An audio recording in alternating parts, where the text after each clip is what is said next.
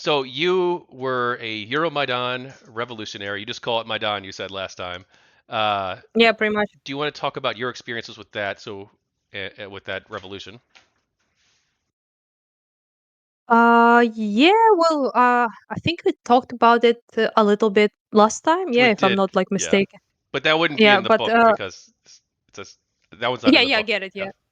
Oh, yeah. I just don't remember what we covered exactly. It's been a while. Uh, yeah. Well, if you want to like ask something in particular, or should I just go I off of guess. something?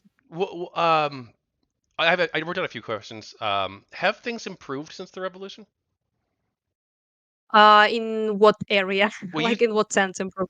you talked before about corruption, and how it does seem to have gotten better. Oh yeah, yeah, yeah. There is I mean, plenty of stuff still isn't great, but we have been up in the index of corruption. Like there's like some sort of like international official index somehow calculated which country is corrupted, which one isn't, and all of that. We have made significant improvement in just 8 years before like this whole full scale shit happened, and the improvements have been there, but also it's kind of important to understand that a lot of that corruption, quote unquote, is also based in basically Russian oligarchs being all over the place. So as soon as you cut them off, that's already a big improvement, because like I told you before about it, that most of our major industries all have been owned by Russians,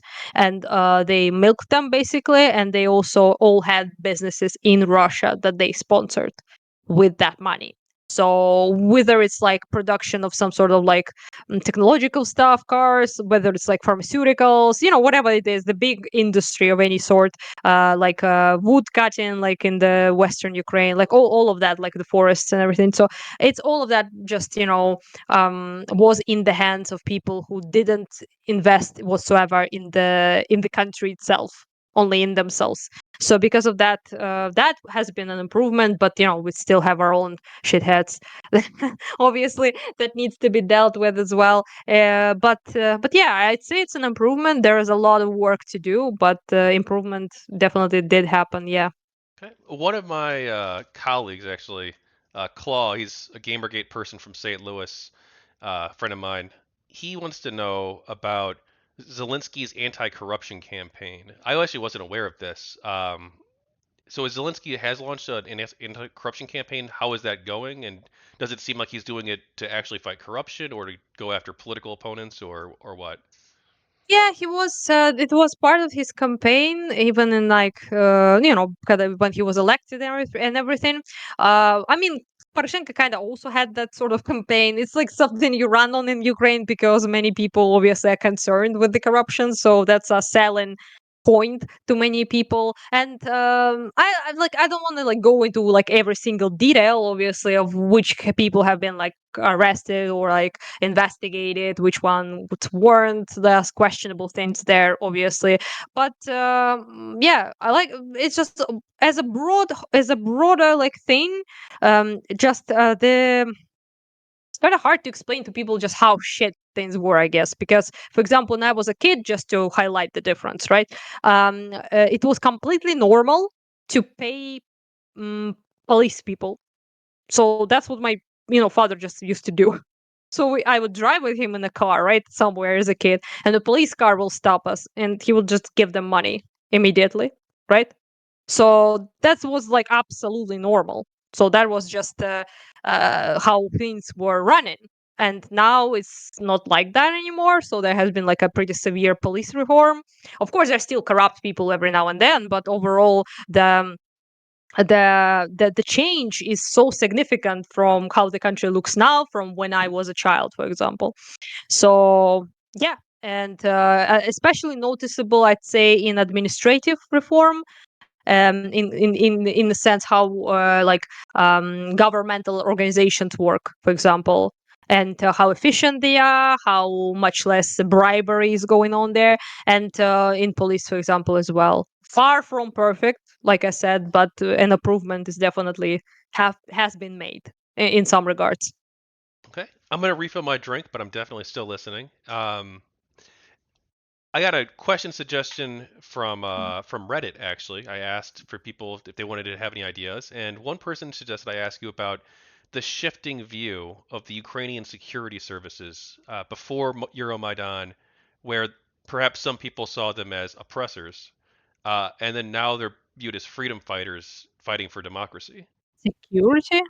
The like Security like service? the military and the police services. What was your perception Oh, of them uh, before the revolution and then now as they're heroes or perceived as heroes by some? those are not the same people, just so we understand. Because, for example, people like Berkut, who were, I guess you could say like a national guard, basically, kind of thing.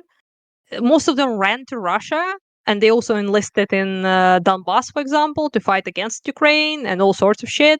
Like those are not the same people that are now in police, not at all, and they are obviously not the same people in the military because we didn't even have the army. Functional army back in the day. So when, for example, first part of Russian invasion happened in 2014, right? The people who went to the front to defend Ukraine were volunteer corps, volunteer troops. So just regular, civilians who became created volunteer battalions and went to defend Donbass from Russian occupation and invasion. So yeah, so these are not the same people, and nobody ever thought of Berkut as heroes, and definitely doesn't now. So those are different groups, and in police have been not fully but quite significantly changed in the how in the new people who went to the police are not the same corrupt pro-Russian assholes that were there before. Let's put it like that. So it's completely different groups of people. You can't really compare them. And also something to keep in mind that most of our army now are all civilians. Yesterday's civilians. So there's a people who were just regular people. I don't know, a couple years ago, a couple months ago, right? So of course there are seen as heroes and defenders because they just are. That's just what they are. So yeah. So it's just a completely different thing. I'd say police has a much worse rep still in Ukraine. So if you ask a regular Ukrainian like his opinion of the police and of the soldiers will be much better opinion. I mean. Okay. The Day of Dignity and Freedom is coming up. Do you have any plans to celebrate or do anything? Celebrations, it's really not something I do because for like years now, because just not the mood, honestly, and also the mm, uh, I don't know, like not really. Yeah, I don't really have much planned out, I suppose. Okay.